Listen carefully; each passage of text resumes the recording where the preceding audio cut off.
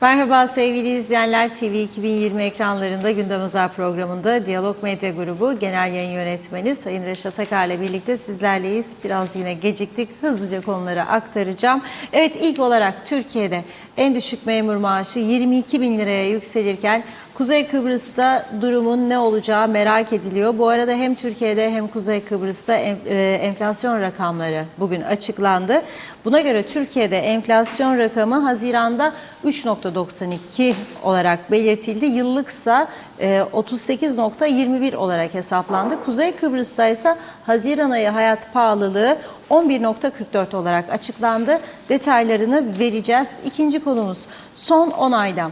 Sadece Lefkoşa'da trafik hariç diğer suçlardan dolayı 923 kişinin tutuklandığı, bir önceki yıla oranla ağır suçların %9'dan fazla arttığı belirtildi.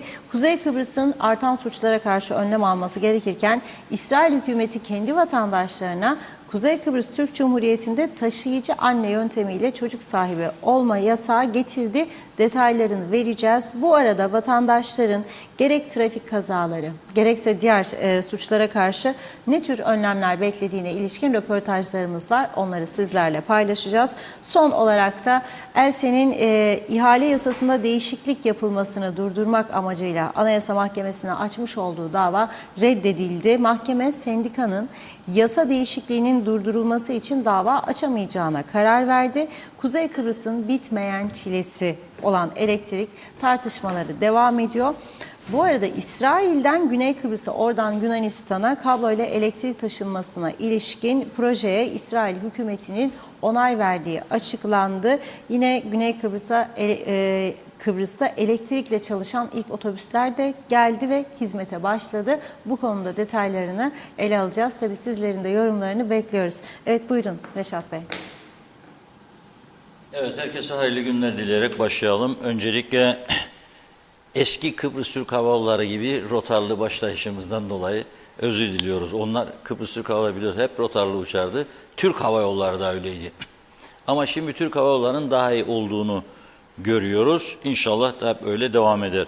Şimdi bugün ana ile yavrunun arasındaki pahalılık, maaşlar, enflasyon meselesini konuşacağız. Şimdi bir zamanlar diyorlardı ki ah bu Kıbrıslılar gittik kurtardık ettik, saltanat içinde yaşıyorlar arkadaşlar. Türkiye'de asgari ücret 15 lira, bunlarda 50-60. Türkiye'de memur işte 5 lira alır, o eski olaylardan mı söylüyorum yani 6-0 atılmazdan önceki durumlar değil tabii. 15 lira alır, 20 lira alır, Kıbrıs'taki memurlar 100 lira, 200 lira alır. Vay abim be, biz veriyoruz parayı, onlar yiyor içiyor falan. Zaman içerisinde öyle bir hale geldi ki, ama tabii Kıbrıs'ın ne kadar farklı bir ülke olduğu, ne kadar pahalı olduğu burasının hiç tartışılmadı doğru dürüst. Sadece eline geçer ona bakıldı. Yanlışlar oldu tabii ya, ben de çok eleştiriyorum. Yani 40 yaşındaki adamı 38 sene üzerinden emekli çıkarmak tarihin en büyük hatasıydı. O yüzden şimdi zaten çok ciddi ekonomik sıkıntılar yaşıyor burası. Erken emekli çıkardılar. Hem o insanlara kötülük ettiler. Neden kötülük? 40 yaşında adamı sen emekli çıkardın. Ne yapacak? Ne yapacak? Hele iyi bir memur seviyesindeyse gidip bir iş adamının yanında ya marketçide çalışamazdı çünkü emir vermeye alışmış. Şimdi gidip emir alacak. Getir oğlum oradan toz bezinde al rafların tozunu diyemezdi adam. Yani kabul edemezdi bunu. Kabul edip de gidip çalışanlar oldu ya da kendine uygun iş bulanlar oldu ama azınlıkta kaldı. Peki diğerleri ne oldu? 40-60 yaş arası emekli çıkardıklarımız evde oturdu, sabah uyandı. Ne yiyecek hanım? Ya da ne yiyecek bey? Kahvaltı. Kaynat 2 tane yumurta falan filan. Kahvaltı biter bitmez kahveler içirirken öğlen ne yiyecek? Yürü gidelim markete, alalım bir bulli, getirir kaynat makarna suyuna yiyelim. Ya gidelim patlıcan aldım, yarım kilo da kıymacık bir patlıcan musakka şimdi zamanı. Öğlen yemeği biter kahveler içirirken akşam ne yiyecek gene? Akşam yemeği. Bu defa insanlar kilo almaya başladı. Vücutlar gittikçe büyüdü, değişti ve hastalıklar arttı. Çok önemli bir sebeptir. İster kabul eder sağlıkçılar, ister etmez, bu benim gözlemimdir. Çok yakın çevremde de bunları gördüm. Gördüm ve görüyorum. Ama biz geçelim bugünkü duruma gelelim biz. Şimdi bugün Türkiye'de enflasyon rakamları açıklandı. Orada bütün ekonomi kanallarında sabahtan beri veriyor. Haziran ayında 3.92 olarak belirlenmiş. Yıllık olarak da 38.21. Bizim KKTC'ye gelelim. Sadece Haziran ayı 11.44. Orada 3.92, burada 11.44. Bu nedendir, biraz sonra size Mersin ile, yani anavatan Mersin iliyle bize yakın olan yer olduğu için söylüyorum. Yavru vatan Kuzey Kıbrıs'ın zepse ve meyve fiyatlarından biraz örnekler vereceğim biraz sonra. 11.44 yavru vatan Kıbrıs'ta enflasyon, 3.92 ise Haziran ayında anavatan Türkiye'de. Anavatan Türkiye bugün Temmuz sonu maaşlarının kamuda ne olacağını açıkladı. Buna göre en düşük memur maaşı 22.000 Türk lirasına yükseldi. Enflasyon hesaplamasına göre %17.55 artış verdiler. Fakat bir sıfat kullandılar. Zannederim öz Türkçe değildir ya, bir Arapçadan gelme herhalde. Seyyanen diyor. Yani hediye olarak herhalde, hatta öyle kaşin advans, ne bileyim peşin ödeme, cepten hediye. Seyyanen 8.077 lira da ekliyormuş üzerine hükümet. Böylece zam miktarı memura %86'ya çıkmış oluyor. Bizde ise nedir durum? Bir araştırma yaptım. Güvendiğim bir arkadaşımı aradım hesap uzmanlığına. Dedi ki bizde Temmuz sonu itibariyle en düşük maaş brüt 25.478. Tabii Türkiye'de net 22.000'dir. Bunun neti de diyor ortalama 20.000 TL'yi geçmez diyor. Demek ki şimdi anavatan bizim üstümüze çıktı. Orada 22, burada 20.000. Demek ki o eski yıllarda biz önde koşarken şimdi geride kalmaya başlıyoruz. Ve Kıbrıs öyle bir yer, duvarların, dikenli tellerin o öteki tarafından euro alıyorlar. Bir euro da kaç para bu? 29'dan hesap ederim ben. 28 kusur, 29, 30 derim hatta. Çünkü bastırıldığı için 30 olmadı. Yoksa birkaç gün içinde olacaktı ama 22 Haziran faiz kararları açıklandığında büyük bir ihtimalle olur 30 diye düşünüyorum. Şimdi KKTC devletinin 5 aylık sürede bütçe açığı ise 867 milyon liraya ulaşmış. 5 ayda 867 milyon Türk lirası. Bunun 500 milyonunun Türkiye'den beklenen savunma harcamaları için harcandı. Yani askere alınan yiyecek, içecek falan. Onu çıktığımızda gelecek mutlaka 367 milyon Türk lirası bir bütçe açığı var ilk 5 ayda. Şimdi anada en düşük memur maaşı 22.000, yavruda 20.000. Şimdi gelelim ana ile yavru arasındaki bazı yiyecek fiyatlarına. Yavruda bugün domates 16 lira 50 kuruş. Ortalama söylüyorum, 3-4 değişik yerden arkadaşlar aldı fiyat. Mersin halinde 2 Türk iş, 2. Anada 1 kilo, yavruda 1 kilo salatalık 19.90 ki yazın en önemli zepsesidir domatesle salatalık. Yavruda 19.90, anada 8 lira.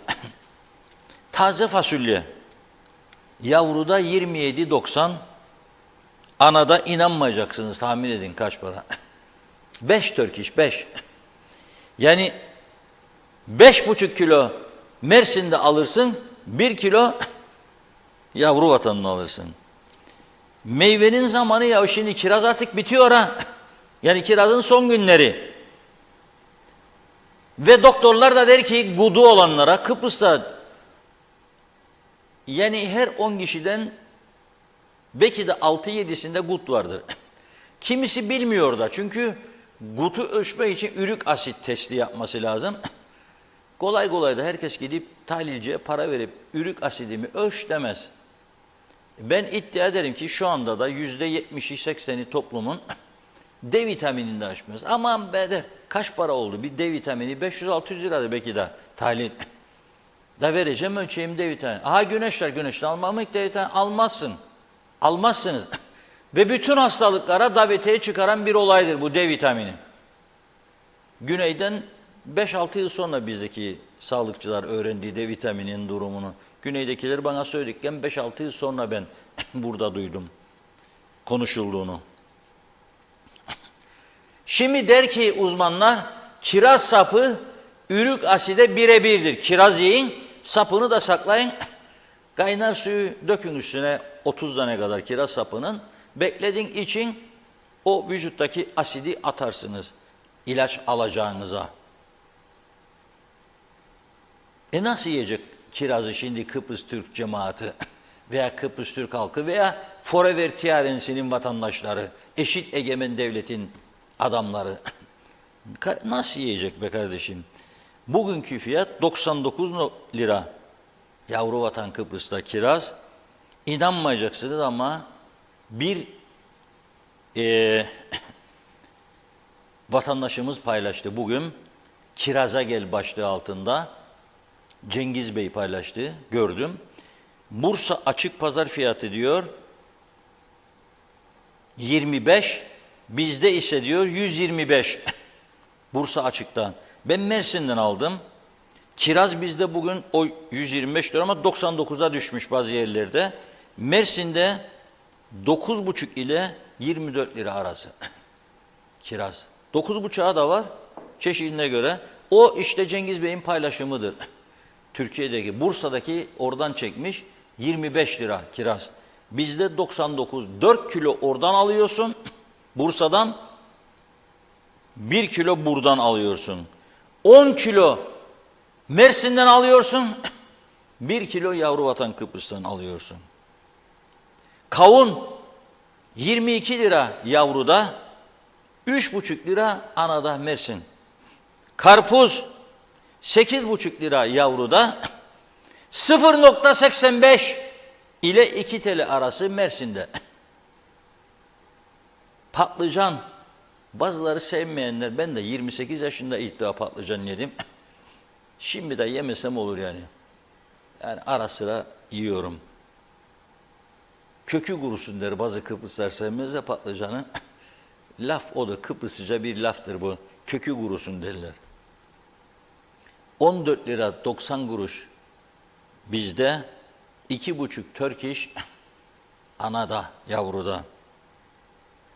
Allah'ın bamyası dedim ben geçen haftalarda. 170 lira olur mu diye buradan hatırlarsınız.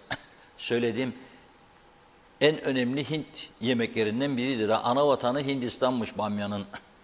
İddialıyım çünkü ben Hint yemeklerini severim. Çok da gittiğim yerlerden biridir. İngiltere'de giderdim çok, orada da. Kaç para olabilir ya? Bizde bugün düşmüş 175 liradan falan düşmüş 75 lira. Allah'ın bamyası 75 lira. Bir de niye insanlara bamya suratlı derler onu da çözemedim. Bilenler varsa lütfen yazsın. Birinden hoşlanmadığı zaman Kıbrıslılar aman be bırak o bamya suratlıyı der. Yani çok mu kötü görünür bamyanın tipi de, beğenmediğimiz insanlara bamya suratlı dedik. Ben gerçekten çocukluğumdan beri çözemedim. Anneme de söyledim, niçin bamya suratlı derdim. Çirkindir derdi, herhalde onun için derdi. Şimdi bu bamya 75 lira bizde. Anavatan Mersin halinde bugün 7 Turkish. 10 kilo alıyorsun, 10 kilodan fazla Mersin'de 1 kilo alıyorsun Yavru vatan Kıbrıs'ta. Buna baktığın zaman orada 22 ise en düşük maaş, burada zannederim 220 yerinde olacak. Ama bunu kim verecek? Parası yok, pulu yok. Adamlar İngiltere'ye gider yahu. Felafel falan partisi orada bir festival, panayır düzenlenmiş. Bir uçak dolusu insan, gelin orada çekin vatandaşlar falan filan. Bir yığınla insan gitmiş buradan. Çanta taşıyanlar vardır tabii, defter mefter, kitap mitap. Arkadaş dost olan aile. Ya bu tarafta senin memleketin yanıyor ve yanıyor. Nitekim Güngör çöplüğü yandı dün gece. Kaymaklı'da oturan vatandaş bana yazıyor. Yanıyor diyor, boğazımız diyor, zehir diyor doldu diyor. Açtık pencereyi diyor, zehirden ölüyoruz. Güngör Kaymaklı çok uzak değil. Başka daha uzak yerlerden yazıyor. İnanmayacaksınız, girin isterseniz biraz. Şimdi benimle konuşur, beni dinlerken. Ya biraz sonra girin. Cyprus Mail İngilizce yayın yapan gazetenin sitesine girin. Onlar da zehirlemiş bizim Güngör'den kalkan. Şikayet ediyorlar. Ve tabii ki herhalde haberde yazmaz ama herhalde işlerinden bizim için güzel şeyler söylemezler. Be ahmak Türkler, be los Turkos. Bir çöplüğü idare edemediniz derler bize. Çünkü zamanında ihaleye verdiklerinde 5 sene, 6 sene, 7 sene önce öyle bir mastigayla verilmiş herhalde bu iş. Çünkü bugünkü bakan da deli oluyor, gidiyor bakıyor çıkamıyor işin içinden. Yeniden ihaleye çıkacak diyor. Halbuki Avrupa verdi parayı, 2 senesi daha olması lazım kapasitenin dolması için. Çıkamıyor şimdiki de içinden. Yeniden ihaleye çıkacağız diyor. Şimdi buna baktığımda ben Allah aşkına, yani siz onları korumayla gezeceksiniz. 2'de 1'de bir gerekçe çıkaracaksınız bana. Gideceksiniz yurt dışına 15-20 kişilik orduyla. Bir yıl uçak biletleri, konaklama, oradaki temsilciliği de deli gibi koşturacaksınız. Arabalar yetmez, dışarıdan araba kiralayacaklar sizleri ağırlasınlar diye. Bu taraf memleket bu halde olacak. Ne bileyim yani benim bir vatandaş olarak ağırıma gidiyor ama daha fazla söylemeyeyim. Ve enflasyon rakamları mesaj bölümüne geçmezden önce Funda Hanım öksürüyor ama ben duyuyorum. Siz duymuyorsunuz, ben duyuyorum. Mikrofonu böyle kapadı mı siz duymazsınız, ben duyarım. Şöyle diyor KKTC'de, bir önceki aya göre en yüksek artış %63,10 ile eğitim grubunda gerçekleşmiş. Eğitim grubu çünkü çoğu özel okula götürüyor. Devlet okulları iflas etmiştir diye. Bugün beni Geçikkale bölgesinden bir vatandaş aradı. Bir muhtarımız oralara yakın bir yerden. Dedi okul var orada. Ne oldu okul dedi. Nasıl açılacak dedi. Depreme dayanıksızdı. Ders yapamadı çocuklar. Allah'ıma koydu. Al ekibi gel halk meclisini başlat buradan diyorlar. Çünkü oralara şimdi yüzlerce konut yapıyorlar. Yüzlerce Geçikkale ama altyapı yok. Arıtma tesisi kurulmamış. Kanalizasyon yok. Yol yok. Elektrik yok. Su yok. Telefon yok. Bunları yapmadan tedbir istiyorsun. Sağlık ocağı istiyorsun. Bir yığın insan gelecek oraya. Onun tedbiri yok. Karakol isteyeceksin. Polis yok. Yani nüfusa göre. Ama diyor patlıyor burası diyor. Al ekibini gel lütfen diyor. Gör diyor bu Geçikkale'nin halini. Geçikkale'yi bırak ama bütün İskele bugün adanın parlayan yıldızı diye çıkıyor Rum gazetelerinde.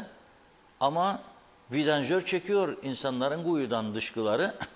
Götürüp boşaltıyor denize. Buna karşı da ses çıkaran yok. Biz çok kötü bir durumdayız ve bıçak kemiğe dayanmadığı sürece böyle sessiz kalmayı tercih ederiz. Aman sus bekle falan filan. Gene iyi canım fena değilik falan diyor bazıları. Evet. En yüksek fiyat artışı gösteren mallar diyor. Mallara geliyorum. Bakın utanç kaynağıdır bu. En yüksek artış gösteren neymiş bilir misiniz? 1. derecede. Limonmuş limon. Ya onlar NC ülkesinde. en fazla artış limonda olsun. Yani sizce bu doğru mudur bu? Yani bu şekilde bir sonuç doğru mudur? Bize yakışan mıdır yani bu limon? %296 oranında limonda artış olmuş. Bir ay içinde limonda. Tamam anladık ya narenciye mevsimi geçiyor ama yedi veren dedikleri ürünler vardır. Yok ettiğiniz ağaçları, yok ettiler ağaçları. Çünkü Süplüvex bayram öncesinde de ödemediği, malını aldığı üreticileri ödemiyor, bakmıyor. Ne olacağını zannediyordunuz hani? 220 bin ton narenciye ihracatı vardı Asiladir'in döneminde. Sanzes gönderirdi. Yok etmek için elinizden geleni yaptığınız, şimdi diğer Türk yatırımcıları yok etmeye uğraştığınız gibi. Da ne beklerdiniz? Biz bize kalalım da bank ne güzel yaparız. Aha yapamıyorsunuz. Aha devlet kurumu. Aha ödeyemiyorsunuz.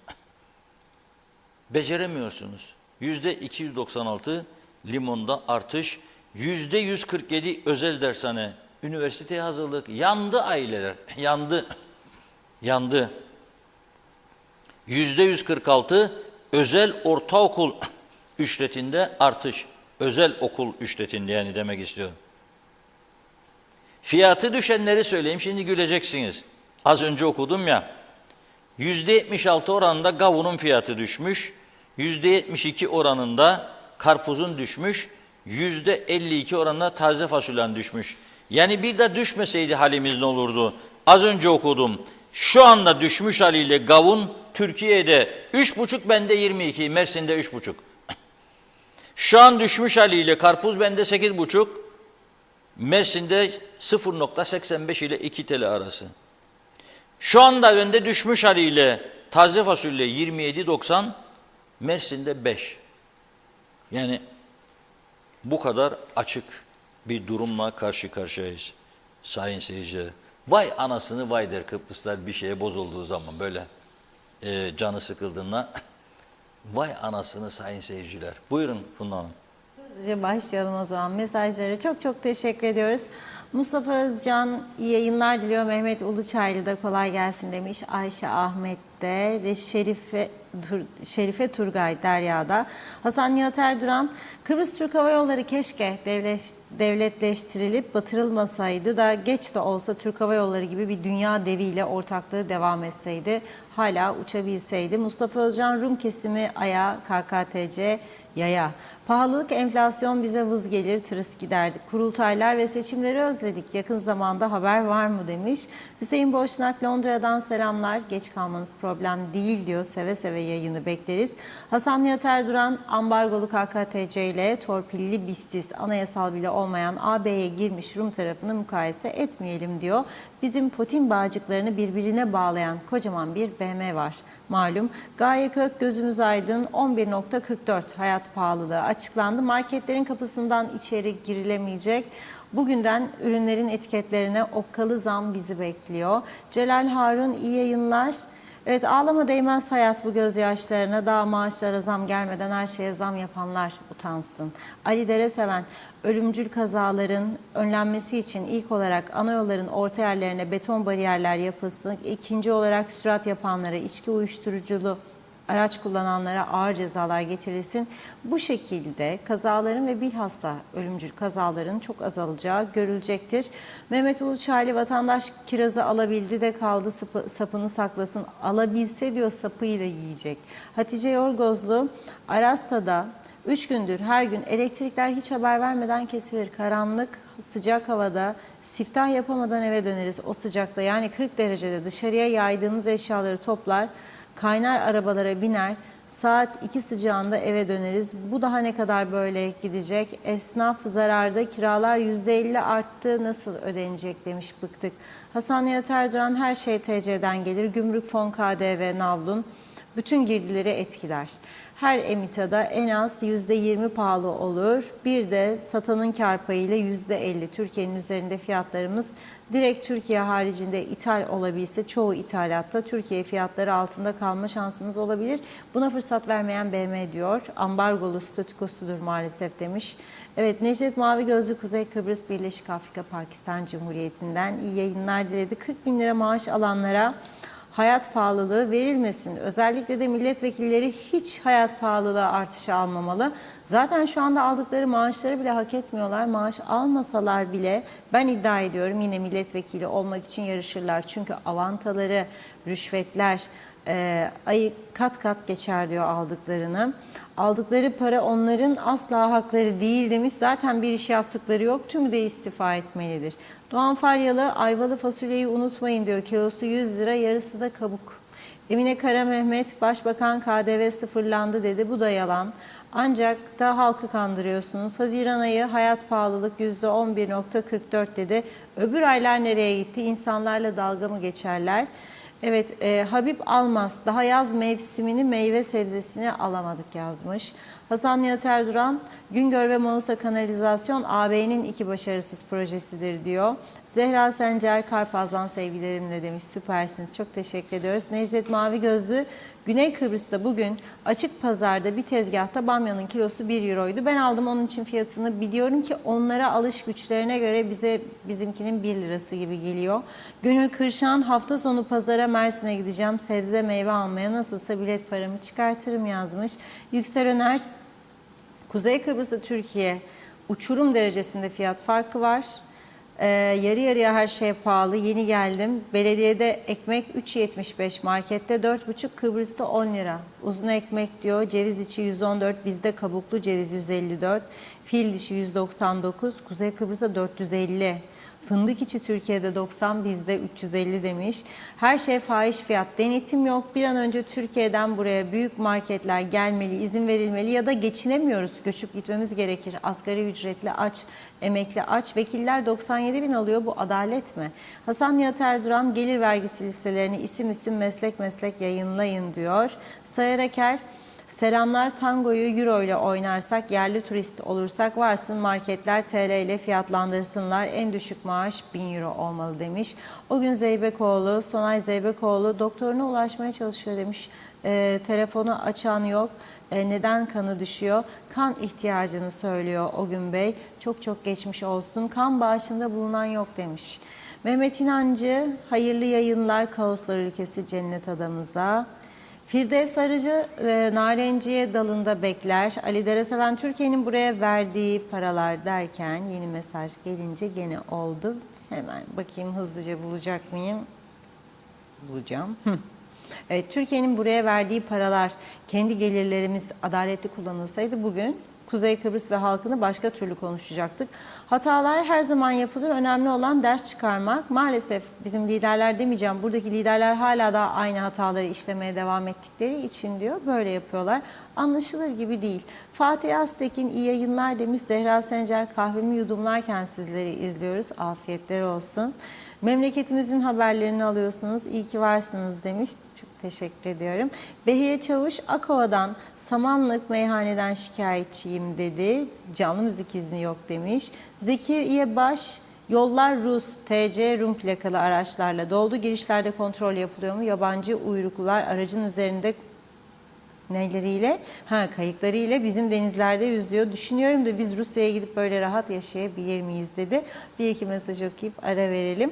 Ahmet Ulubay, belediyeler eliyle ülke kirletiyor, yeşili katlediyor. Sayar Aker, KKTC balıkları denize giden atıl sularda telef olurlar, tavada meze olurlar. Fevzi Mehmetçioğlu, kolay gelsin demiş. Selda Keskin, ev kiralarını söyleyin Reşat Bey, ölüyorum artık, bir yılda 3 defa kirama zam geldi ve şimdi de evden çık der ev sahibi. Nereye gidiyoruz, nereye demiş. Nazime Nalbant'ta, severek kaçırmadan izliyorum. Reşat Bey, ağzına yüreğine sağlık, hep gerçekleri söylüyorsun, iyi ki varsın demiş. Evet, fiyatlar çok pahalı, halk nasıl alacak, geçinecek? Güzel olan ülkemde taşın üstünde neler? Taşın üstüne ekseler, inanın çıkar diyor bir şeyler. Böyle olduğu halde her şey pahalı. Neden böyle üzülüyorum demiş Nazime Hanım. Evet, Seren Turalı'yı da hadi okuyalım. Yarım asır önce adına ganimet dönemi, zafer sarhoşluğu denilen dönemde bindirilmiştik bir alamete. Pusulasız, rotasız bir gemi misali, hesapsız, kitapsız, iş ehli olmayan, beceriksiz, sorumsuz kaptanlar sayesinde sürüklendik diyor kıyamete. Bugünlere yenen yendi, yanan yandı, çalan çaldı, soyan soydu, her şey yanlış yapıldı. Kendi bildiği dalı kesen, kendi ayağına kurşun sıkan, hantal hazır yiyici bir toplum haline getirildik. Erken emeklilik, gelişigüzel harcamalar, maaş dengesizliği, döviz tavan, denetimsizlik, gasp, soygun, huzursuzluk, belirsizlik diyor. Bizleri bugünleri getirdi. Gemi çürüdü, su almak üzere demiş. Bir dönemler Lokman Hekim vardı, bu kötü gidişe dur diyecek, son verecek. Bu halkın içinde sorunlara derler çare bulacak. Aramızda bir Lokman Hekim, hüviyetinde bir Lokman Hekim yok mu? Reşat Bey demiş Seren Turalı. Teşekkür ediyoruz. Devam edeceğiz. Buyurun.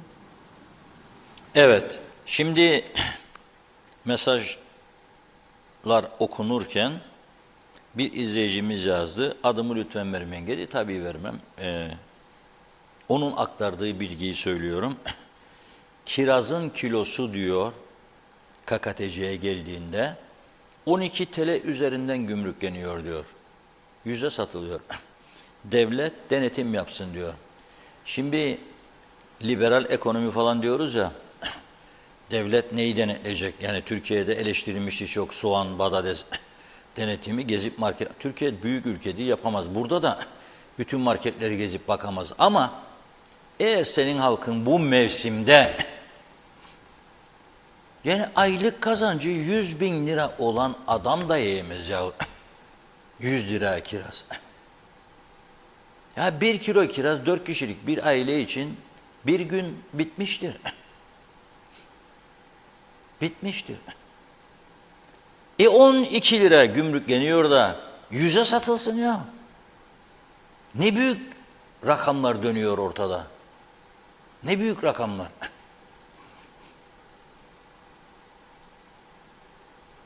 Yani bu en azından buna bakabilir ya. Yani 3-5 tane önemli ürüne bakabilirsin, ithal ürüne. Beyan kaçtır, satış kaçtır. 2 kişiyi zaten tespit edip teşhir edersen düzelecek. Bak Rum ne karar aldı? Dedi ki adam gitti aracıyla Türk tarafına, onlar işgal bölgesi diyor tabii, biz kabul etmiyoruz. İşgal bölgesi diyor gittiğinde de aracının deposunu doldurur, o diyor Yeşilat tüzüğüne uygundur. Durduramayız diyor. Çünkü Avrupa Birliği çizdi bunu diyor. Ama arabanın bagajına 3 tane de bidon koyarsa 2 tane veya 1 tane o depoyu doldurduktan mada o ticarete girer diyor. Ticareti de yasaktır diyor akaryakıtın.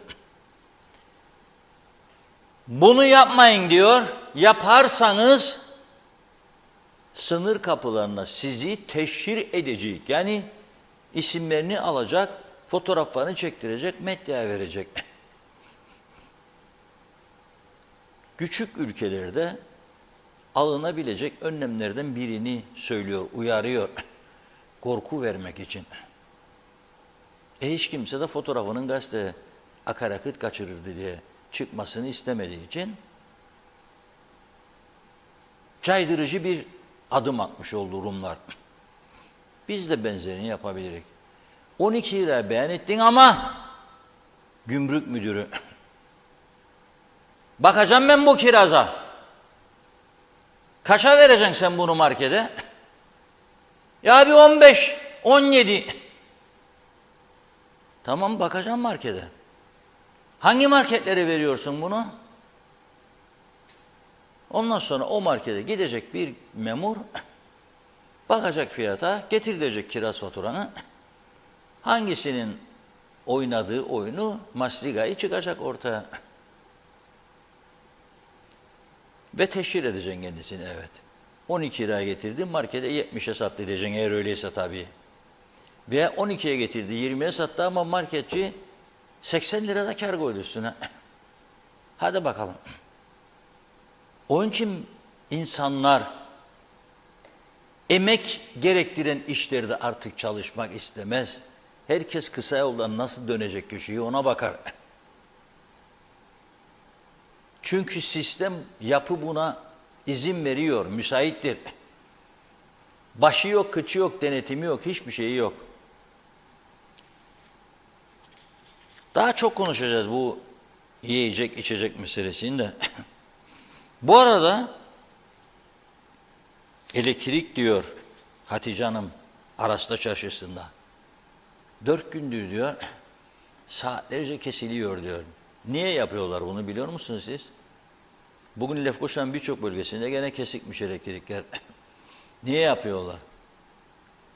Bir araştırma yapmışlar, gizli araştırma. Bakmışlar ki insanlarda kilo fazlalığı var. Kıbrıslılarda çok yiyor ya Kıbrıslılar. Para bol, zenginlik bol. Yiyip içip kilo yapıyor. Hep bu para sonra gidip zayıflama için spor salonuna para aktarıyorlar. Koşu bandına biniyor, koşuyor, başlıyor terlemeye. Neymiş zayıflayacak? Diyor ki ben sana elektriği kesersem 40 derecenin altında sen otomatikman zayıflayacaksın. İşte bu da sana devletin hediyesi. Ben seni hem elektrik faturası ödemekten kurtarıyorum, giderlerin azalıyor, hem de spor salonuna para vermekten kurtarıyorum. Bak ne güzel. Şimdi yaz geldi, bayanların çoğu göbeği açıyor. Göbek fit görünecek değil mi? Yani açtığımıza göre göbeği böyle öne karpuz gibi düşerse göbek, manası yok açmanın. Onun için fit olması için, erkekler için de geçerlidir. Erkekler şimdi slim fit dedikleri bir şey var. Gömleği öyle daracık alırlar, daha fit görünsünler diye. Kız arkadaş meseleleri falan oldu mu daha da makbule geçer. Onlar için de lazımdır elektriksiz bir durum. Bizim bunun içinde de bazı arkadaşların kilo aldığını görüyorum. Ben de düşünüyorum otomatik elektrik kesmiş gibi klimaları bir süre kapatmayı düşünüyorum yani gerçekten. Diyor ki Salih French Peralı'nın tam da bugün buna uygun bir paylaşımını gördüm sosyal medyada. İznini almadım ama herkese açık paylaşım olduğu için anlayışla karşılayacağını düşünüyorum. Elektrik yok diyor. Yol yok. Kapalı veya kısmen kapalı. Kaldırım gerekmez. Gerekmez tabii. Maaşları ödemesidir belediyelerin önemli olan. Sen kaldırım yok diye yolda yürürsen de gelip vururlar öleceksin. Ne ona ne? Maaşları ödeyecek ki bir sonraki seçim garantide olsun. Çöpler diyor. Her taraf çöp dolu. Çevre pis toz duman diyor. Evimizden nasıl çıkıp nereden gidip nereden geliniyor bilinmez. Zaten çıkılmaz da diyor. Yeşil alan hiç gerek yok diyor. Yeşil alana. Apartmanlar her taraf beton yığını diyor. Araç park yeri hiç gerekmez. Burası neresi olur? Bilen var mı acaba diyor. Hangi ülkeden bahsediyor acaba? Zambiya'dan mı? Uganda'dan mı? Kenya'dan mı? Nijerya'dan mı?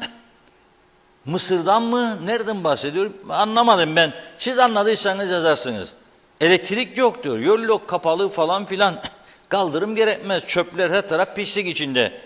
Pislik içinde derken hemen şimdi dün bir paylaşım yaptılar. Glapsides plajı galiba Gazi Mausa'nın. Oradan bir temizlik meselesiyle ilgili, çöplerle ilgili bir paylaşım geldiğini hatırlıyorum. Dün arkadaşlar ben konuşurken şimdi bulacaklar. Dün yayınlayamadık. Bugün yayınlayalım. Tam bunun arkasına da güzel gider. Bu bizi Kıbrıs Türk toplumunun bugün nasıl yaşadığını ve nasıl zevk aldığını bu hayattan. Aslında eğer zevk almadığımızı söylersek yalan söyleriz. Yani eğer biz şikayetçi olsak zaten yıkılırdı ortalık ya. Haddine mi düşerdi böyle yapsınlar buraları? Belediye zabıtaları ellerinde topuz gezerlerdi oralarda. Bırakmazlardı. Biz de atamazdık çöpleri. Bakınız. Nasıl? Memleketin en güzel yerlerinden birisi. Halk plaj istedik. Parsellediler plajlarımızı, oteller biz plaj bulamıyoruz gidelim dedik. Ha plajlar senin. Hadi git. Ama yok da yediğin içtiğini oraya atacaksın ya. Yok da yediğin içtiğin her şeyi oraya atacaksın. Gündüzleri yeme içme, piknik, miknik, mangalları dök bırak. Geceleri başka maksat için kullan oraları. Ayıp oluyor ya biraz. Ayıptan anlıyorsak tabii. Ayıbın ne manaya geldiğini biliyorsak, bilmek lazım, ona göre konuşmak lazım. Ve elektrikten konuşurken tabii el sensiz gün geçmez dedim daha önce. Ara verdim yani kaç gündür elektriği konuşmama çalışıyorum ama her gün kesinti var ha. Her gün bir veya iki bölgede kesinti var her gün. Adı ise trafo bakımı veyahut da bakım onarım. Öyle bir gerekçe. En basiti bu nasıl boşanmada derler? Şiddetli geçimsizlik. Burada da böyle derler. Bakım onarım meselesi. Bu arada ben boşanma, anlaşamayan çiftlerin boşanmasına da karşı değilim tabii ki. Boşanacaklar. Ama küçücük çocuk varken sabırlı olmayı da öğrenecekler. Çünkü çocuklar 2-3 yaşında psikolojik bu bunalım içerisinde yetişmeye başlarsa büyüdüklerinde çok zararlarını görürler. İngiltere'de Times gazetesi bundan 20 yıl kadar 15-16 yıl önce bir araştırma yapmıştı, ben okudum. İngiltere'de her 10 çocuğun 7 tanesinin astım hastası olduğunu yazmıştı. Her 10 çocuğun 7 tanesi astım. Şimdi ben haberi okurken Cumhuriyet Gazetesi haber yapacağım bunu. Daha içeriğine gelmeden aklımdan şunu geçirdim. Dedim iklim koşulları çok kötü İngiltere'de, hava güneş görmez insanlar falan, herhalde ondandır dedim. Sonra içini okumaya devam edince baktım ki en önde gelen sorun ya evlilik dışı dünyaya gelmesi çocuğun ya da anaların babaların çocuk çok küçükken ayrılması. O kadar bir etki ediyormuş ki depresyon çocukların üzerinde psikolojileri bozuluyor. Yoksa 10 sene 15 sene yaşamışsın, çocukları büyütmüşsün. Hala da anlaşmazlık devam ederse tabii ki güzel güzel kavga etmeden ayrılmaktır. Ama şimdi avukat arkadaşlar söylüyor, dinliyorum ben de. Burada da en önemli sorun ne çıkıyor? Mal paylaşımı. Facebook'lara düşerler. Ya düşünsen mal paylaşımında anlaşamayınca ya 5 sene 10 sene anyasla baş koymuşsun, bir anda paylaşamadın malı diye kaka oluyorlar karşı taraf, ikisi birbirine karşı. Bu acayip bir şey. Neyse ben elektriğe geçeyim. Elsen biliyorsunuz hükümetin geçirmiş olduğu bir yasa vardı. Kamu ihale yasasında değişiklik yapmıştı hükümet. Bunun adına Aksa yasası demişlerdi. Yani sırf Aksa'yla uzun vadeli 15 yıllık bir mukavele sözleşme yapabilsin diye KKTC hükümeti bu yasa onun için çıkarıldı gerekçesiyle elektrik kurumunda örgütlü Elsen Sendikası Anayasa Mahkemesi'ne başvurmuştu. Anayasa Mahkemesi bugün yaptığı açıklamada sendikanın yasa değişikliğinin durdurulması için yasa açamayacağına karar vermiş. Yani sendikanın görevi değildir. İhale yasasını durdurmakta dava açıyor. Onun değildir diyor görevi diyor. Onun için diyor biz bunu reddediyoruz. Ama sendika Genel Sekreteri Ahmet Tuğcu da diyor ki karar diyor davanın içeriğiyle ilgili değil, sendikanın yasa değişikliği dava açmasıyla ilgili, öyle diyor o da zaten. Yani sen dava açamazsın diyor, içeriği ayrı bir mesele elbette.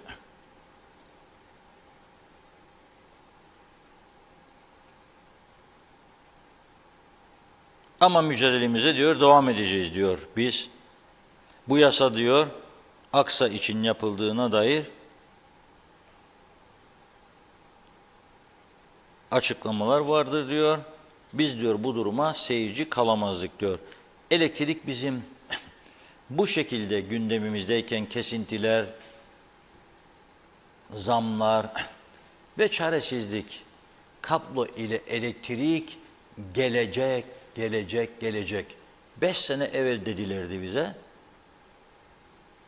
3 sene içinde de gelir dedilerdi. Yapmadılar. 4 sene evvel de dediler, gene yapmadılar. 3 sene evvel dediler, gene olmadı. Şimdi gene elektrik gelecek. Ama hükümet ne kadar gidecek bilmiyorum. Hükümet değiştiğinde biz yapacaktık, olmadı. Yeni gelen tekrar görüşmelere başlayacak ana vatanla. Onlar diyecek ki gelecek ne kadar? 5 sene sonra. Ömür böyle bitecek. Biz burada elektrik kavgasına devam edeceğiz. Havalar aşırı ısındığında veya aşırı soğuduğunda, tüketim arttığında ve daha çok insan geldiğinde bu ülkeye geldikçe, daha çok mülk satışı oldukça yabancılara, daha çok elektrik tüketimi olacak ve biz burada inlemeye devam edeceğiz. Ve o yabancılar da bize anadan başlayıp babadan çıkacaklar, küfretmeye. Aldın 500 bin sterlingimi, aldın 1 milyonumu, aldın 1,5 milyonumu, arıtman yok, dışkıların içinde yaşıyorum, çöpler etrafı sardı. Her gün kaza, ölümlü kaza, yürüyecek, gidecek yol kalmadı. Bir de her gün elektrik kesmesi, 500 bin verdikleri yeri 100 bine satsalar bayram edecekler. Öyle günleri görecek burası. Çünkü altyapı olmayan bir yerde kimse yaşayamaz. Zararın neresinden dönsem kârdır dersin ve kurtulmaya çalışsın. Rumlar ne yapıyormuş? 1. Başlayalım. Hepsi bugünün taze haberleri, flash news. İsrail hükümeti elektrikle kaplı projesine onayı vermiş. İsrail'in doğalgazla ürettiği elektrik denizaltı kabluyla Güney Kıbrıs'a gelecek. Bir miktarını Güney Kıbrıs'a alacak ihtiyacı kadar, gerisini de Yunanistan'a gönderecek. Projeye İsrail Kamu İşleri İdaresi Komitesi onayını vermiş. Rum tarafı bu karara büyük bir sevinç içerisinde teşekkürlerini iletiyor. Bravo diyor. Artık engel kalmadı. Avrupa Birliği de bu projeye büyük finansman veriyor. Yarısı hibe şeklinde 650 milyon eurocuk KKTC bütçesinin üstünde hediye. Biz de bu tarafta eşit egemen İngiliz komiserine kovalım gitsin. Ya Birleşmiş Milletler isteme şimdi büyük milliyetçilerimize. Zamanı geldi gidin. Go home, go home diyor. Ne yaptı sağ şimdi? Hadi 63-74 göz yumardı. Şimdi ne oldu da go home? Da sen meydan okun dünya. Güvenlik kuvvetlerine bir kuruşluk katkı yok ama.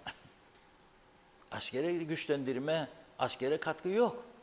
Ama kahramanlık nasıl olsa Anadolu'dan gelirler, bizi korurlar. Onun değerlendirmesi hiç yapılmıyor. İhtiyaç kaç askerdir, kaç askeri var, onun değerlendirmesi hiç yapılmıyor. O da benim görevim değildir. Ben sadece böyle bir kelimecik geçiştirmiş olayım.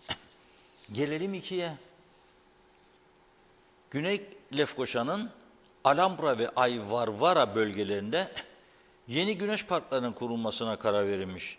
64.737 metrekarelik bir alana kurulacak olan güneş parkıyla günde 5.99 megawatt gücünde elektrik üretilecek. Bedava güneşten. Bu da 6 veya 7. büyük proje olacak. 6 olursa 6'dan 6, 36 megawatt günde elektrik bedavadan. Şimdi daha büyüğüne geçecek ama geçmezden önce size bir ülkeden bir video, 1 dakika bile değil, gösterisi istiyorum sunayım.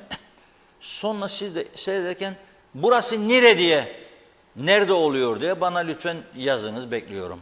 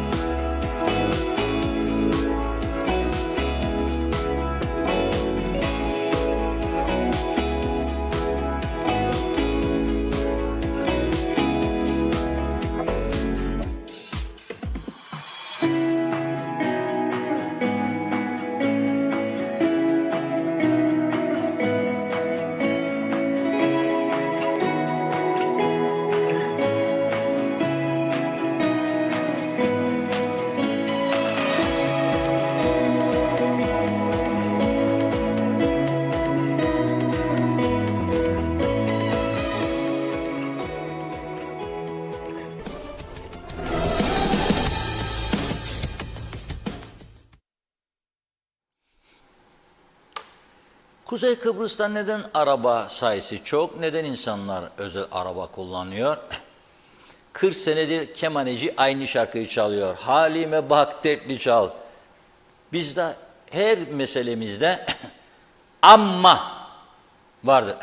Beğendin mi? Bak dünyanın en iyi sanatçısını getir. Çıkar bizim toplumun karşısına.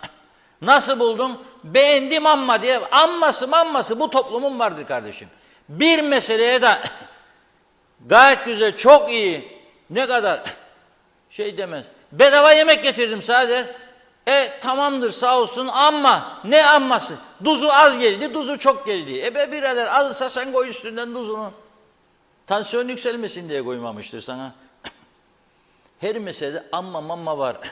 Şimdi araba sayısı neden çok, her evin önünde 2 tane araba vardır. Sonra ödeyemiyorsunuz, geçinemiyorsunuz falan. 2 tane araba var ama toplu taşımacılık mı var Kıbrıs'ta? Kaç yüz tane hükümet bakan geldi geçti bakmayan bu ülkeden. Ne toplu taşımacılığı düzenlemediniz? Çünkü onu da partilere böldünüz. Mesela diyelim ki bir köyden Lefkoşa şehre otobüs var, baktınız Hacı Mehmet UPP'li, bu olmaz dediniz, bu tarafa bir tane belediye başkanı işte oğlum CTP'li. Baktınız Hacı Mehmet CTP'li, bu tarafta olmaz UPP'li bir tane ikinci otobüs.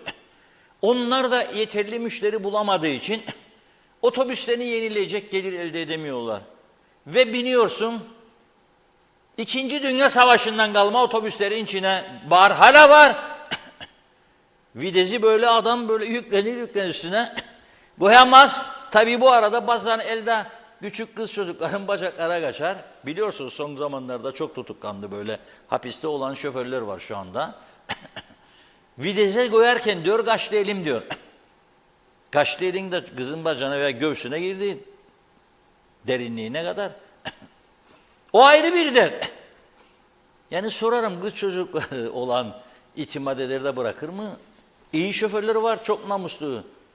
Onlar benim her zaman desteklediğim insanlardır. Ama o insanlara bir yol gösterecekler. Ya otobüslerini yenileyecek imkan sağlayacaklar ve sınırlayacaklar sayıları. Çünkü 200 tane, 300 tane şirket kaldırmaz bunun için. Ya da Rum tarafındaki gibi ihaleye çıkacaklar, bir tek şirkete verecekler. Peki bu kadar otobüs şoförü ne olacak? O kadar otobüs şoförünün otobüslerini toplayacaksın, götürüp hurdalığa, ödeyeceksin parasını, ve diyeceksin erken emekli çıkarırım size. Budur, başka çaren yok. İşte o taraf şu istiyoruz ve özeniyoruz. İhaleye çıktı. Bir Çinli şirkete verdi. Bakın bizde veremez bir yabancıya. Verse kıyametler kopacak. Peşkeş meşkeş, saldırı maldırı, meşrisi yakarlar. Bak bağlılığı için kimse kılını oynatmaz. İnsanlar açı yok. Ölümlü trafik, kimse kılını oynatmaz. Ama bir menfaat meselesine geldik mi meclisin kapıyı kırarlar mutlaka. En kötü ihtimal. Adam Çinli şirkete verdi be kardeşim. Ya 120 ya 130 tane 0 kilometre otobüs getirdi Kıbrıs'a. Güney'e geçenler görüyordur. Herhalde kıskanıyorsunuz gördüğünüzde. Pırıl pırıl otobüsler. Şimdi ama dediler ki yeşil transporta geçecek. Yeşil enerji. Nedir o? Elektrikli araç. O az önce gördüğünüz görüntüler. Bu araçlar da Çin'den. İlk parti 5 tane elektrikli araç dün gelmiş Güney Kıbrıs'a. Ve seyahate başlıyor. İlk 5 tanesi geldi, hazırlıklar yapıldı, yolcu taşımaya başlıyorlar. Elektrik. 12 metre uzunluğunda 80 yolcu kapasiteli. Şimdi özelliklerini de, yani bu uzunluk ve kapasite özelliğini söyledim. Şimdi daha dikkat çekici özelliklere geliyorum. Tümünde klima sistemi, air condition varmış. Kamera sistemi var, yani vites kaçtı da olamayacak. Çünkü görüntülüyor içeride herkesi. 5G internet bağlantısı var ve USB şarjörü var içinde otobüsün. Şarjım bitti, tak otobüse yararlan. Bu işte insana verilen önem insanlıktır. Ve Kıbrıs'ın öteki tarafıdır. Sen hala da bana gazel okun, 4,5 geldiydi geleceğiydi. Adamlar otobüsün içine koydu 5G'yi. Da sen bana 4,5 geldiydi geleceğiydi. Ödeyeceğim her ay bir okka para. Da internet 2'de 1'de kesilecek. YouTube'dan şarkı indiremiyorum, internet çekmez. Kendi kendimizi kandırırık, maskaralık yaparık bunun içinde. Ve sonra da bu olmayan, yani yasal o görünmeyen ve onaylanmayan düzeni korumak için nutuk çekeceğiz. Yok ya. Bizi yeterince kandırdınız. Bakın 20 Temmuz geliyor. 74'ten 2023 49 yıl. Yok artık kandıramazsınız bizi. Can mal güvenliği tamam ama bu taraftan da hayata bakacaksın. Geçici bir ömür. Sen beni burada yokluklar içerisinde ve sömürerek yaşattın. Bu kadar zaman ey KKTC'yi yönetenler. Sadece kendinize erken emeklilik, yüksek maaş, şu bu falan 13'ler, 15'ler, 20'ler, geziler, meziler, harcırahlar, örtülü ödenekler yarattınız. Ama insan gibi bir yaşam ortamı sağlamadınız siz bize, bu topluma. Kaldırımsız yollar, çökmüş yollar. Ama bu taraftan belediyede 200 çalışması gerekirken 750 kişi maaşları ödüyorum diye seviniyor belediye başkanları. Ama bir yeşillik yok. En işlek caddeleri kırık dökük. Orta refüjlerdeki taşlar boya kalmamış yollarda. Hangisi sağdan gidecek, hangisi soldan belli değil. Tam böyle trafiği istismar etmek isteyen insanlara da büyük fırsat yaratıyorsunuz bu şekilde. Ve benim bir 10 metre öteye geçtiğimdeki aynı Kıbrıs'ta bu şartlarda yaşam 10 metre bu tarafa geldiğimde Afrika'dan beter kötü bir yaşam. İnsan hayatına, insan kalitesine önem vermeyen tamamen bağnaz bir yönetim anlayışı, çıkarcılık üzerine kurulmuş bir sahte düzen, makam mevki dağıtmanın dışında hiçbir şey yapamayan ve emir almanın dışında bir şey yapamayan nasıl bir düzen yarattık ya? Nasıl bir düzen? Ben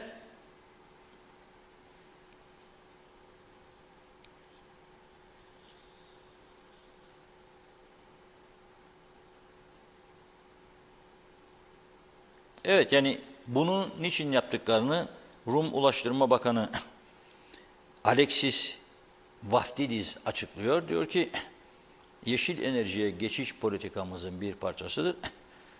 Artırılacak diyor. Daha da diyor bunlar. Ve gürültüden arındıracak top. Bak, gürültüden arındıracak diyor kentlerimizi. Çünkü otobüsler güm güm güm güm güm güm güm güm. Hele bizimkilerin arkadan çıkan zehir. Hani egzoz emisyon falan dediğiniz bir zaman yalan dolanlar bize gene kandırdınız. Hani faturacı kesersiniz, para isterse egzoz emisyon memisyon. Hani nerede? Hangi arabada vardı doğru dürüst egzoz gazı çıkaran? Ne zaman elektrikliye geçecek KKTC? Avrupa açıkladı tarihini. Biz ne zaman geçecek? 8 yıl sonra Rumlar geçiyor. Biz ne zaman? Var mı böyle bir plan program? Belli oldu mu? Eğer böyle bir plan programı olsa nasıl 0 kilometre hep gene gelen. Ancak var 10 tane 15 tane elektrikli gelen araba daha buraya. Onlara da ilgi yok. Çünkü şarj problemi var. Benzin istasyonlarına o cihazların kurulması lazım. Kim yapacak bunu? Kim yapacak bunu? İlaç parasını bulamayan maliye buna kaynak mı ayıracak? Yapamazlar. Evet, durum budur. Aramızdaki fark bu ve bu uçurum gittikçe büyüyecek yani iki taraf arasında. Veymiş, Eylül ayındaymış. Aman amanmış ha. Dikkat edelim Rum oyununa. Da Hristodelis açıklayacakmış Türklere yönelik paketi de. Amacı bizi işten bölmekmiş. Ahmak mıyık biz hani?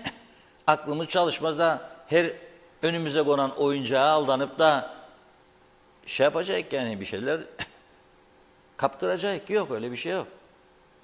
Ama herkes aklın ucuna koysun. İstesek de istemesek de bu adayı birleştirecekler bize. Onun için o tarafta yapılanlara bakalım da vakit erkenken önlemlerimizi alalım. Evet buyurun Funda Hanım. Başlayalım. Giden birkaç mesajımız oldu ama evet, Fatma Sazlı iyi yayınlar diliyor. Alpay Erişken, hükümetin derdi halk değil koltuk derdi. 100.000'in üzerinde maaş Mercedesler. Altlarında korumalar, yemeler, içmeler, dünyanın hiçbir yerinde böyle avantaj yok. Ye babam ye, padişahlık dönemi yaşarlar. Enver Taşer, Kıbrıs anca ne zaman düzelir? Kamuda çalışanların maaşlarını alamadıkları zaman. Çünkü adamların umurunda değil. Kıbrıs'ta sen, sizler diye bir şey yok. Sadece ben var. Kamuda çalışanlar dolu dolu maaş alıyorlar. Aç parasız kalmış, umurlarında değil. Oğuz Aynalı, İyi yayınlar yandık demiş. Hüseyin Koltan Doğru Kanal TV 2020 ekibi. İyi ki varsınız, saygılarımla dilinize yüreğinize sağlık. Erol Topçu da İngiltere'den hayırlı yayınlar diliyor. Tim Dönmez, bu memleketin en yetenekli insanları bu memleketi terk etmeyi becerebilenlerdir. Bir tane doğru giden bir şeyimiz yok demiş. Evet, Hasan Nihat Erduran, Telsim Turkcell çağrı yapın, salon araçlarda 5 km/saat hızla cep telefonları bloke edilsin. Garanti size yarı yarıya kazalar azalacak. Tema Yavaş, meyve sebze fiyatları İngiltere'de daha ucuz Reşat Bey demiş. Evet, Celal Harun, Tepebaşı Çamlıbel köyündeki camilerde yaz Kur'an kursu başladı. Karnelerini alıp bayram tatilini bitiren çocuklar yaz dönemine camileri doldurmaya başladı. Camiye giden çocuklara güzel bir sürpriz bekliyordu. Cami imamı çocuklara dondurma ikram etmiş. Billy Has, süpersiniz diyor. Baykan İbrahim Avcı iyi yayınlar dilemiş. Hasan Nihat Erduran, deniz dibine kanalizasyonsuz inşa ruhsatı veren, su ve elektrik bağlayanlar suç işler. Şikayetim var demiş. Engin Sedat Töz'ün ambargolu KKTC'de halkın %70'i Mercedes Jeep sürer. Dubleks evlerde yaşarlar. Ne güzel ambargo. Evet, o gün Zeybekoğlu güzel yurtlar, lokantalar, iş yerleri tek tek iflas edip batıyorlar. Sonay Zeybekoğlu'na bir tabak yemek yedirmek için her gün şu güzel yurdu bir baştan bir başa dolaşıyorum. Doğan Falyalı, çok kitap okuyanlardan biriyim dedi. Bütün dini kitaplar şeytanın varlığından bahseder. Akla gelen her kötülüğü yapar, yaptırmak ister. Tabii onun da korktuğu yalan söyleyen insanlardır. Yani şeytan bile yalan söyleyen insanlardan korktu. Yalancı olmayan insan niye korkmasın ki? Sizce bu durum nicedir? Demiş. Evet, Mustafa Siyami Karaman, sevgili Reşat Bey kardeşim, ricamızdır bu programda güneydeki ve Türkiye'deki fiyatları ahaliye bildirebilir misiniz? Lütfen bunu yapın ki bizim uysal KKTC Forever vatandaşlarının gözü açılsın. Arın Taşarkan, evet tüm marketlerde farklı farklı fiyatlar var. Pahalılık aldı başına gidiyor derhal. Tüm marketlere fiyat denetimi yapılmalı. İyi yayınlar dilerim. Kudret Eriz, madem ki bu halk sokağa dökülmüyor, bu fiyatlara boyun eğiyor, bu maaşlara sesini çıkarmıyor, ben de derim ki altında kalanın boynu kopsun. Fikret İpekçioğlu, turistler alışveriş yapamasın, kartlarla ödeme yapamıyorlar. Meclis nerede, tatilde halkı düşünmüyorlar mı? Hasan Nihat Erduran, fahiş kar fazla kazanç demek, o da çok gelir vergisi demek. Denetlesin vericiler giderlerini, vergide kaçak olmasın diyor. Her beyanname doğru olmayabilir, çoğu giderleri şişirir, vergiden kaçınır bence. Doğan Faryalı, sakın geç kalma, su denize akar, Mesarya'ya akıt, hem yiyeceğe hem yeşile doyasın demişti adam. Mehmet İnancı, yangın konusunda devlet önlem alıyor mu? Helikopter alınacaktı, alındı mı diye sormuş. Yoksa yangın çıkınca mı akıllarına gelecek? Abi Hüseyin, Kenya deyip geçmeyin. Oraya giden turist kazançları sahte batmış devletin 10 defa satın alır. Ali Dereseven, ülkede bu kadar çok zor durumdayken, insanlar bu kadar çok mutsuzken vekillerin 3-5 ay tatile çıkmaları şaşılacak durum. Gece yattıklarında acaba vicdanları rahat mı? Tek bir vekil dahi niçin canlı yayına bağlanıp halka moral ve gelecek açısından iki laf etmiyor? Bu kadar mı sahipsiz demiş. KKTC'ye sahip çıkmayan muhalefet partilerine kızıyorlardı. Kendilerinin ülkeye ne kadar sahip çıktıklarını hep beraber canlı olarak görüyoruz. Evet, Şenay Hilmi Kıbrıs'tan hayırlı yayınlar diliyorum. Doğan Falyalı, ben söylerim tamburam neler çalar. Nazime Nalbant, pahalılık ne diyor? Pahalılığı çok denetim olursa engellenebilir demiş. Ve o zaman böyle yüksek fiyatlara satamayacaklar, ceza da verilecek. Bakalım yaparlar mı o zaman? Yazık demiş, bu kadar olmaz. Halk hiçbir şey alıp yemeyecek mi? Onlar hep alıp yer ama asgari ücretle geçinmek de çok zorlanıyorlar. Bunu bilen var mı demiş. Halka yazık değil mi? Soruyorum diyor Nazime Hanım. Emine Kara Mehmet, Reşat Bey bir de gelin Lefkoşa surlar içindeki pislikleri göresiniz yazdı. Hayri Köreken diyor ki, Hayri Köreken hemen bulacağım. Evet, Hayri Köreken'in mesajında inşallah bulacağım. Mehmet Uluçaylı Güney Kore veya Japonya demiş araçlar için. Fikret İpekçioğlu da aynı şekilde. Erdal Yarkın her zaman başarılar, iyi yayınlar. Galip Devrim, akşam Zahra bölgesindeydim. Eşit Egemen Devlet yetkilileri Çetinkaya Kulübü önündeki merdivenlerden Taksim sahasına ne yapamadı? İnemedi demek istedi herhalde. Eşit egemenler diyor. Akçay Muhtarlığı iyi yayınlar diledi. Zeren Turalı, bak sen şu kiraz olayına, işine.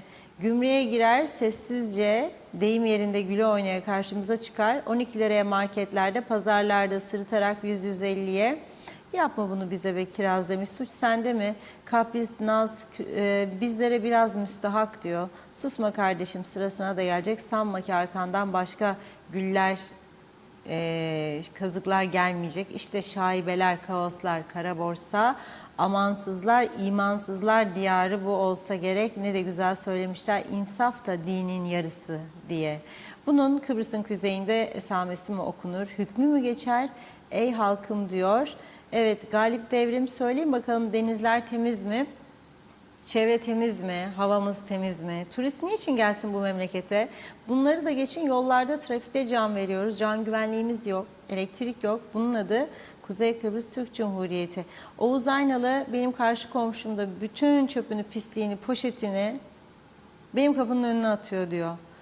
Burada yangın tehlikesi var. Arabalara park yeri açmaya çalışıyorlar, göz yumuyorlar demiş. Hüseyin Boşnak, vekillerimiz fiyatları niye denetlesin ki? Onlar için pahalılık fark eder mi? Vur patlasın, çal oynasın diyor. Onlar markete mi gider ki fiyatları görsünler demiş. Mehmet Uluçaylı, hükümet döndü mü Holiday'den? Döndüyse artık işin ucundan tutsunlar. Zafer Akbaş, mahkeme yanlış mı diyor demiş. Evet, Hayri Köreken, merhaba Reşat Bey. Geçen yıl bir yangın felaketi yaşadık. Gene de ders alamadık. Hala yol kenarları kırık cam ve şişelerle ve sigara izmaritleriyle dolu. Acaba yangın şeritleri açılıyor mu yazdı. Şöyle hızlıca aşağıya inelim. Evet, Abey Hüseyin, tükeniyorsunuz demiş. Tükeneceksiniz. Tek çare Kıbrıs Cumhuriyeti, Avrupa Birliği Türkiye yok olmanın eşiğine getirdi. Uyanın demiş. Fikret İpekçioğlu, Reşat Bey bu saydıklarınızı meclistekiler yapsa ne olacak? Elle gösterilecek bir memleket olurduk diyor. Mehmet İnancı, Reşat Bey bir gün dedim Göçmenköy başlarında birine atladım Lefkoşa'ya doğru. Bir baktım otobüsün içinde bir yeri delik, asfalt görünür vaziyette.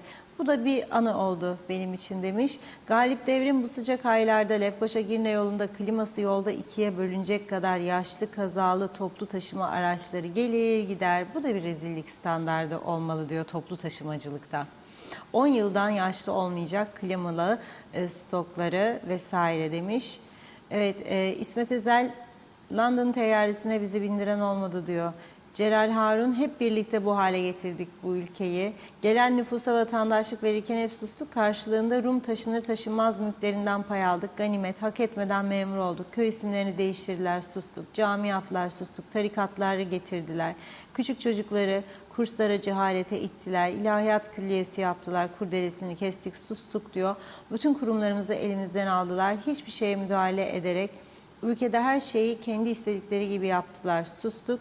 Parti siyasiler biat etmeyi kabullenince onları sırayla hükümet yaptılar. Sustuk. Artık herkes çok şikayet eder ama ülkeye sahip çıkan yok diyor. Kurtarılmayı hep bekliyoruz. Kemal Osman Ceyhanlı, hayırdır biri bir şey mi adadı? 2 haftadan beri içip trafiğe çıkan, kaza yapan, Luna Park'ta çarpışan arabalardan farkımız kalmadı diyor. Trafiğe çıkmaya korkar olduk demiş. Birkaç mesaj okuyup ara verelim. Mehmet Uluçaylı, 14 gün kaldı. Havaalanı hazır olacak mı?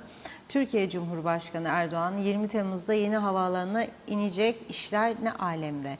Mehmet İnancı 2053 KKTC dünya standartlarında bir ülke olacak Afrikalı kardeşlerimize.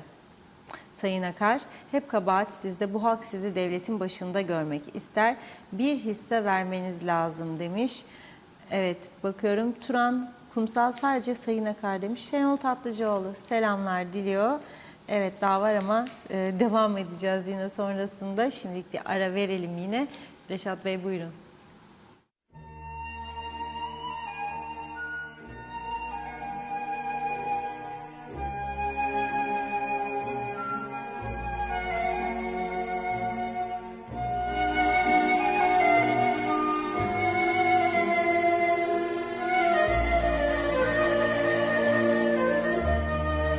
Ai giochi addio per sempre di non sono più cose per te. Ai giochi addio chissà perché nemmeno tu ancora piegartelo non puoi.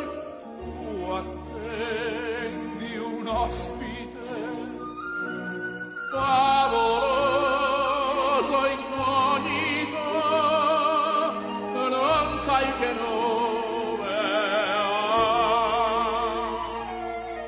Forse il suo nome dolcezza, forse invece amaro, forse il suo nome splendore, ma forse invece oscuro. Oh, puoi scoprire i tuoi misteri e al suo confronto tutto ti annoia, i suoi regali fantastici attendi come le notti nell'Epifania. Rimani sveglia pensando chissà che mai ti porterà.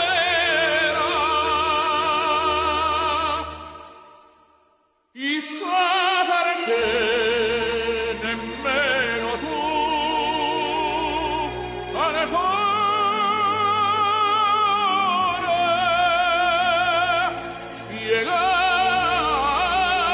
spiegartelo non sai.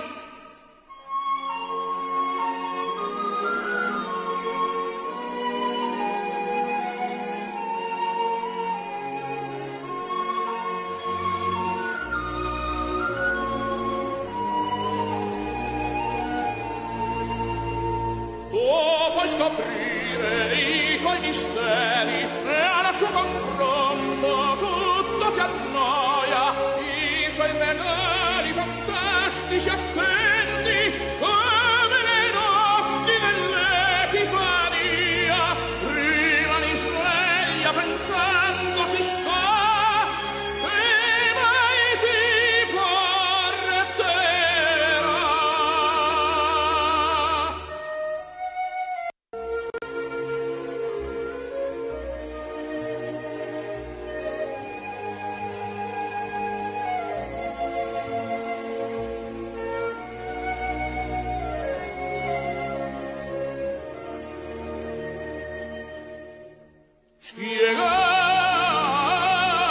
Spiegartelo non sai.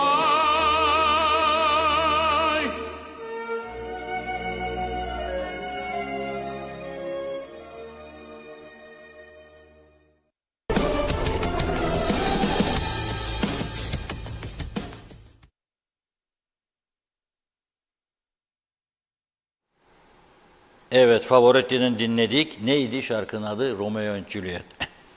Evet, yazan izleyicilerimiz oldu.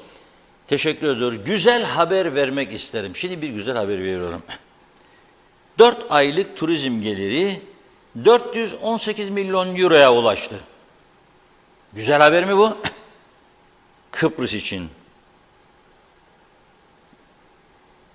Ama hangi Kıbrıs için? Nasıl söyleyeyim ya? 4 aylık turizm geliri 418 milyon. Kimin? Güney'in. Niçin söylerim? Haber değeri olduğu için, bir de bizim tarafın durumuna baktığımda üzüldüğüm için. Adamlar daha temiz bir ülke yaratmak için çırpınıyor. Elektrikli otobüs getiriyorlar. Gürültü azalsın diye, kirlilik azalsın diye. Benim çöplüğüm yanıyor. Benim yabancılara satılan evlerden veyahut da yerlerinde oturduğu birçok bölgeden lağım suları denize akıtılıyor. Girne'de her gün 120 bin kişinin atıkları denize akıtılıyor. Balık yemekten korkar olduk. Zaten fiyatlardan da yemeği yiyoruz. Dün bir usta, benim usta dedi ki, Lagos yok mu ya dedim. Hep deniz levrek derler, kültürdür diyor. Çipura kültürdür. Bir Lagos diyor 850 lira oldu.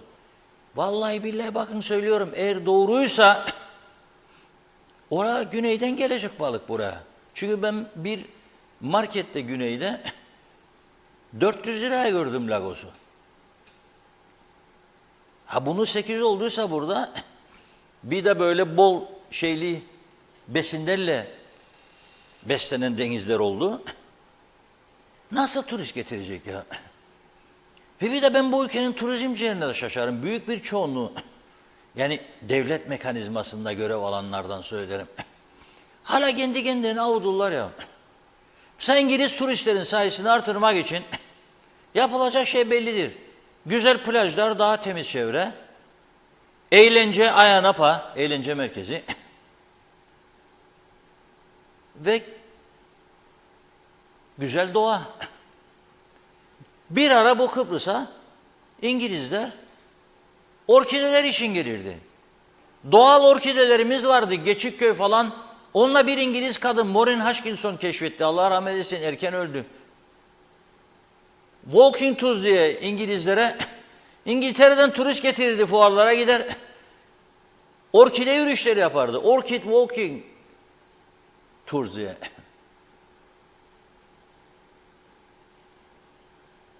Kadın hayatını kaybettiği gibi orkidelerin ezici bir çoğunluğu da betonlaştı.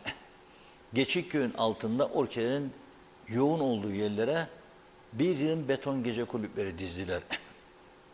En geçerli mesleklerden biri oldu yani bu iş Kıbrıs'ta, birisi Kuzey Kıbrıs'ta. Ama orkideler yok oldu. Önemli olan bilinçli turizm yapmak. Yapanları da hazmedemiyorlar. Mesela kaplumbağalara sahip çıkıyor Merik grubu. Yaralı kaplumbağa tedavi ediyor. İlk çok eleştiriler ben de dinledim. Hatta düşündüm de. Yani bu kadar masraf gerek var mı yok mu? Sonra baktım İngilizler aman Allah'ım büyük önem veriyor bu işe. İngilizler yaralı kaplumbağaları bulduklarına oraya getiriyor. Kurtulsun diye, çünkü çok önemlidir. Karettalarımızda kitaplara geçti.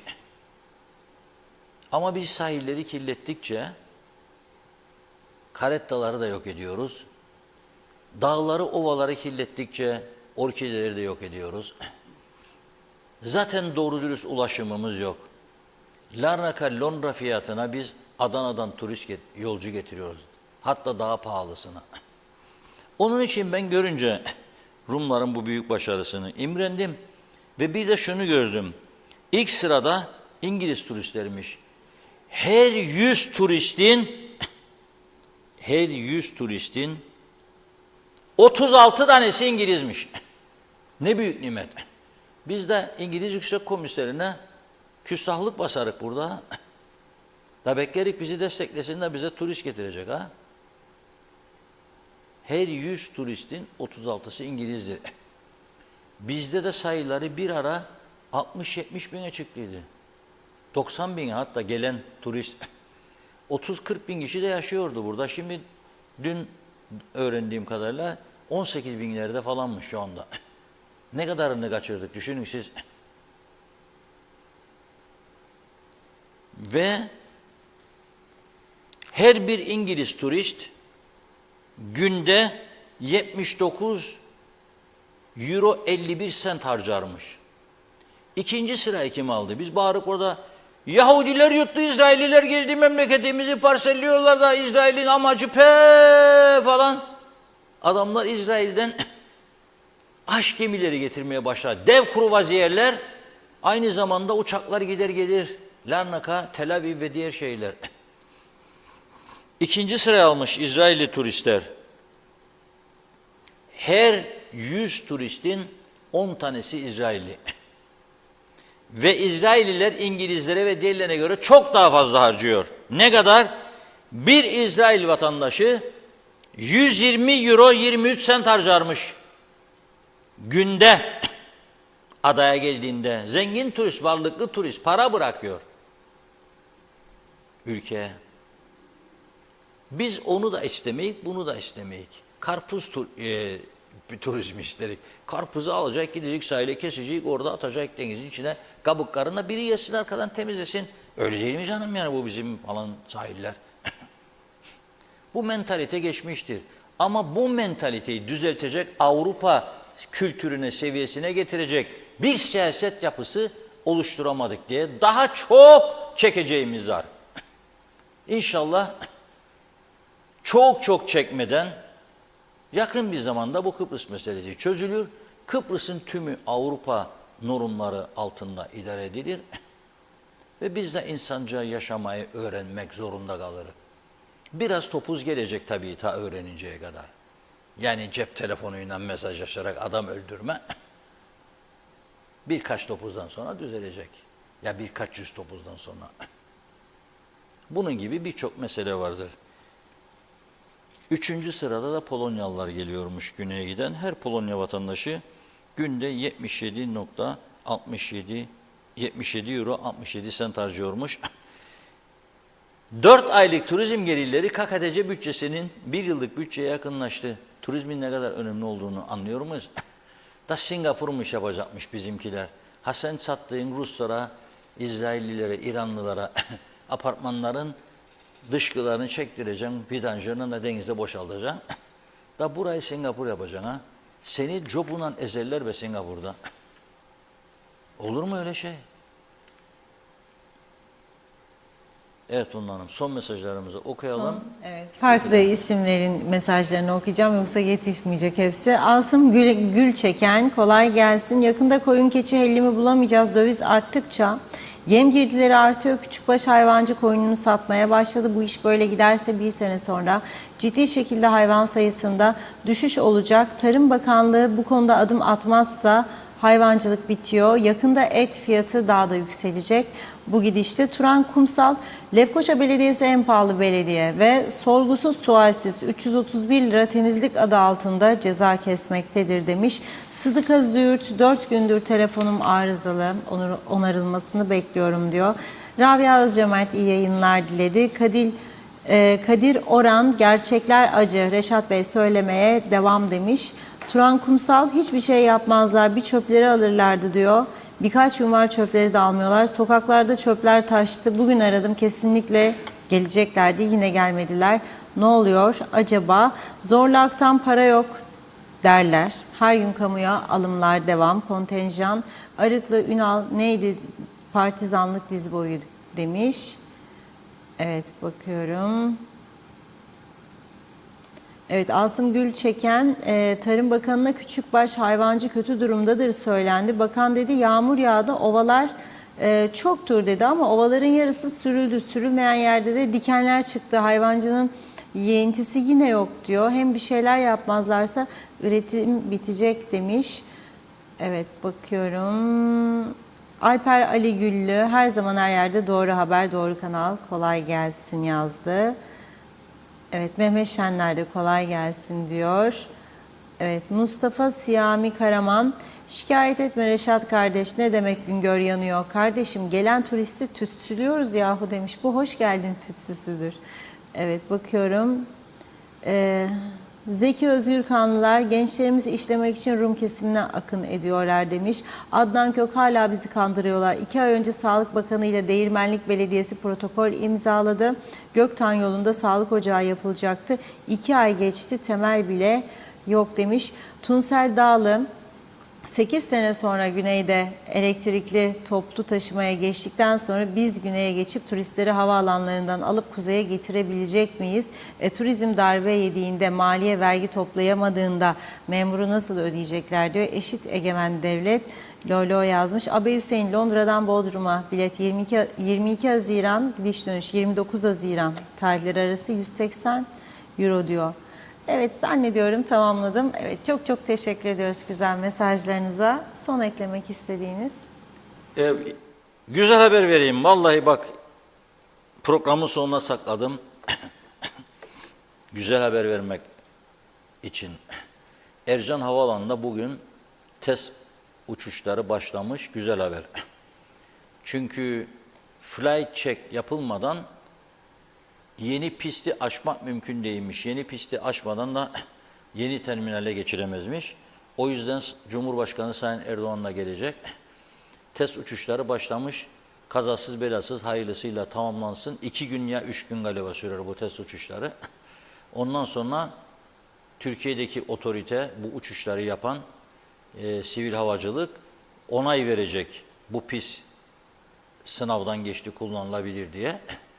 Ve ondan sonra ancak yolcu uçaklarının inişine ve kalkışına açılacak. Güzel haber. İnşallah güzel gelişmeler olur ve 20 Temmuz'a açılır. Ve inşallah ve maşallah Değirmenlik Belediyesi'nden başlayarak Girne'ye kadar, Lefkoşa-Girne güzergahı pırıl pırıl olur. Yollarda o silinen trafik ikaz çizgileri çizilir. Kuru otların olduğu yerler temizlenir. Yeşil yeşil yeni çiçekler ekilir. Büyük masraf değildir bunlar. Herkes yapabilir bunu isterse. Niyet olması lazım. Yeşili sevmek lazım. Başka yerlerden kısıp oraya harcamak lazım. İsterlerse yaparlar. Evet, bugünlük bu kadar. Yarın inşallah, maşallah yeniden birlikte oluruz. Çok teşekkür ediyoruz ve programımızı burada noktalıyoruz sevgili izleyenler. Yarın yine aynı saatte görüşmek üzere diyelim. Hoşça kalın.